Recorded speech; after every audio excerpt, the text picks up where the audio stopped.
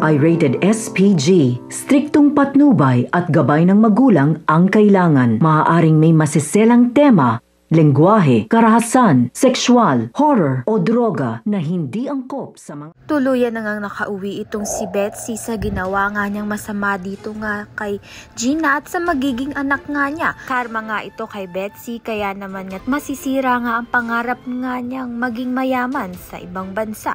Kaya naman nga't umuwing luhaan itong si Betsy sa Pilipinas. Sa kabilang banda naman nga mas lumalala nga ang sakit nito ni Minda at may stage 4 cancer nga siya. Samantalang ito ngang si Gina ay nagpapagaling pa nga sa ospital dahil nga sa nangyaring ginawa sa kanya nito ni Betsy. Nawawala na nga ng pag-asa itong si Minda dahil may stage 4 cancer nga siya. Kaya naman nga't dinala nga siya ni Robert sa Pilipinas upang doon nga magpagaling.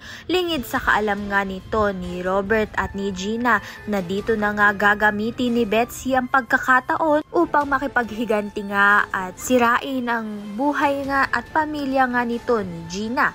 At dito na nga'y mangmamasukan nga itong si Betsy dito nga kina Robert bilang caregiver nga nito ni Minda.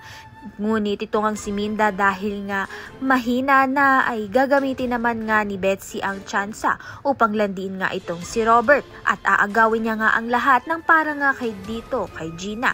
Kaya naman nga't yan at iba pa ang dapat nating pakaabangan. Maraming salamat sa iyong panonood.